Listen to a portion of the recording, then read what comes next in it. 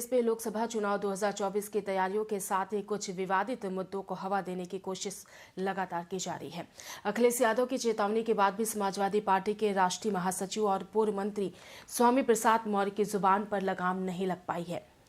महाब्राह्मण सभा के महज 24 घंटों के भीतर सपा नेता स्वामी प्रसाद मौर्य ने एक बार फिर हिंदू धर्म को लेकर आपत्तिजनक बयान दिया है और हिंदू धर्म को एक धोखा बता दिया है।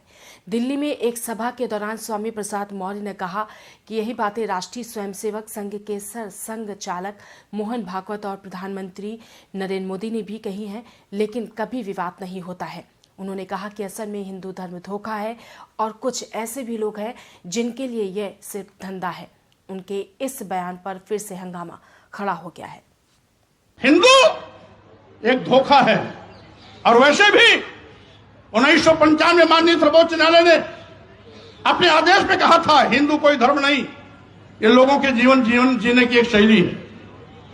यही नहीं, जो सबसे बड़े धर्म के ठेकेदार बनते हैं, आरएसएस के प्रमुख मोहन भागवत जी ने भी कहा है, एक नहीं दो बार कहा, हिंदू धर्म नाम का कोई धर्म नहीं है, बल्कि इन लोगों के जीवन जीने की एक कला है।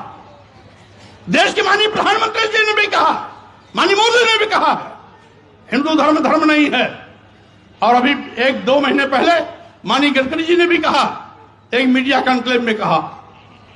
लेकिन इन लोगों के कहने से किसी की भावना आहत नहीं होती है। अगर स्वामी प्रसाद मौर्य कह देते हैं हिंदू धर्म नहीं है बल्कि एक धोखा है, और जिसे हम हिंदू धर्म कहते हैं वो कुछ लोगों के लिए धंधा है। जब हम कहते हैं कि ये कुछ लोगों के लिए धंधा है, तब पूरे देश में भूचाल मच जाता है। लेकिन वही चीज अगर मोहन भागवत जी कहते हैं, माननीय प्रधानमंत्री नरेंद्र मोदी जी कहते हैं, माननीय गडकरी जी कहते हैं, तो किसी की भी भावना आहत नहीं होती। अगर वही चीज स्वामी प्रसाद मौर्य कह देते हैं तो लोगों की भावना इतनी कमजोर होती है कि उनकी भावना